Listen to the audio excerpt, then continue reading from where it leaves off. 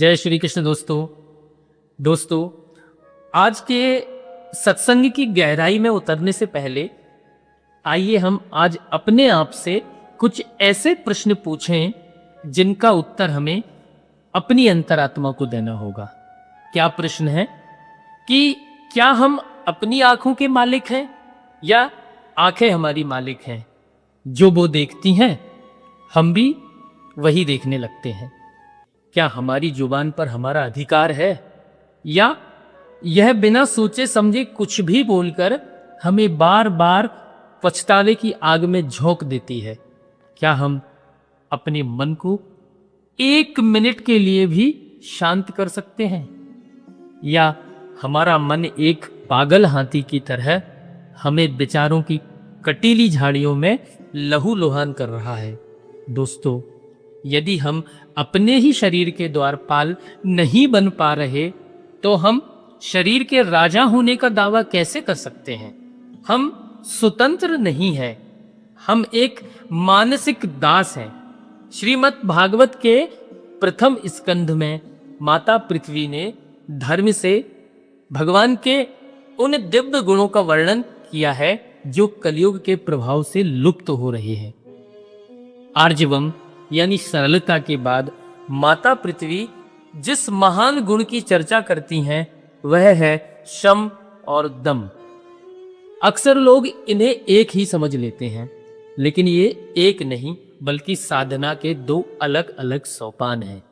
दम तो केवल शरीर की एक जबरदस्ती है जहां हम खुद को रोकते हैं, लेकिन शम आत्मा की वह सहजता है जहां रुकने की जरूरत ही नहीं पड़ती, क्योंकि भटकन खत्म हो चुकी होती है। दम से हम संसार को छोड़ते हैं और सम से हम खुद को पा लेते हैं। दोस्तों, दम को हम थोड़ा विस्तार से समझते हैं। आंखें कुछ बुरा देखना चाहती हैं पर हमने उन्हें बलपूर्वक रोक लिया, यह दम है। कान किसी की निंदा सुनना चाहते हैं पर हमने वहां से हटाकर भजन सुनना शुरू कर दिया, यह दम है। दम वह वीर योद्धा है जो हमारे शरीर के 5 द्वारों पर पहरा देता है ताकि बाहर का कचरा भीतर ना आ सके। और शम, जब दम बाहर का पहरेदार है तो शम भीतर का राजा है। इंद्रियां तो रुक गईं, पर क्या भीतर का विचार रुका? दम शरीर को रोकता है पर शम मन को शांत करता है। जब मन की लहरें पूरी तरह शांत हो जाती हैं और उसमें कोई विक्षेप नहीं रहता, तब उस अवस्था को शम कहते हैं।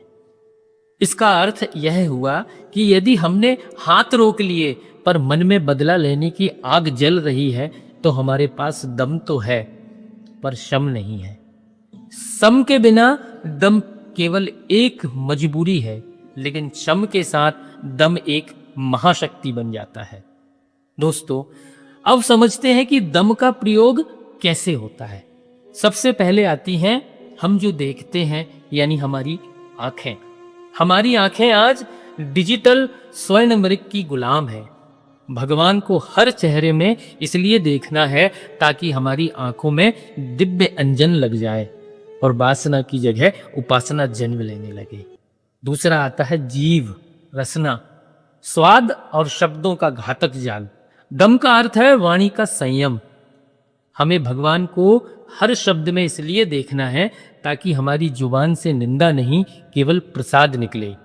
और आगे है दोस्तों श्रवण यानी कान। जहां हरी चर्चा ना हो वहां से हट जाना ही दम का पुरुषार्थ है। एक बार मिथिला नरेश जनक के दरबार में एक साधु आए। उन्होंने देखा कि जनक ठाट वाट से महल में बैठे हैं। साधु को लगा ये कैसे ज्ञानी है। तभी अचानक खबर आई कि पूरे नगर में आग लग गई है।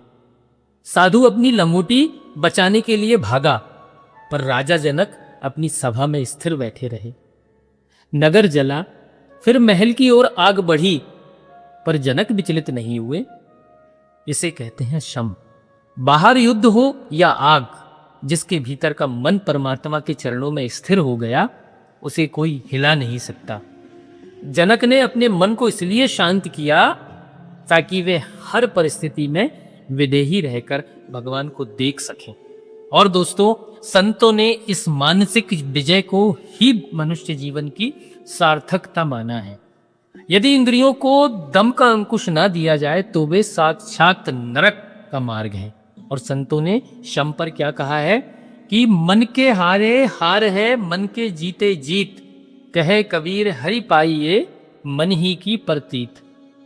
कबीर साहब कहते हैं कि जब तक मन शम की अवस्था में नहीं आता तब तक हरि का अनुभव संभव नहीं है।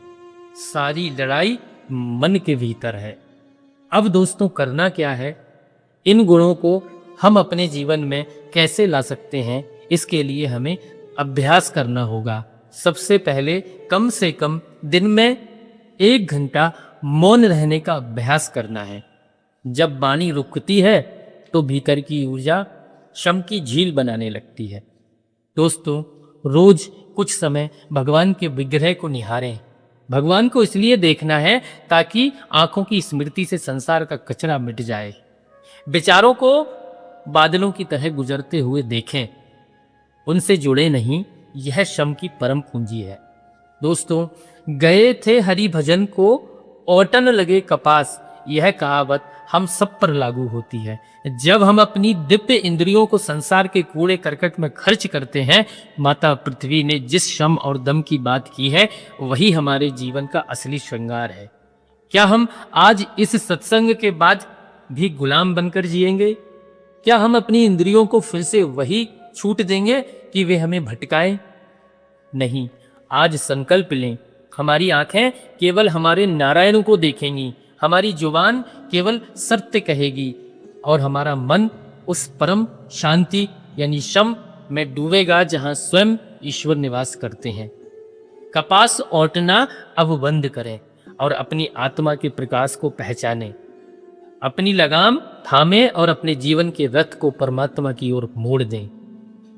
दोस्तों, आज हम ये संकल्प करें, हम अपने शरीर के रक्षक यानी दम और अपने मन के राजा यानी शम हैं। हम आर्जवम सरलता के मार्ग पर चलकर साक्षात परमात्मा का दर्शन करेंगे। दोस्तों, इस कथा को भगवान के श्री चरणों में समर्पित करते हुए यहीं विराम देते हैं। जय श्री कृष्ण।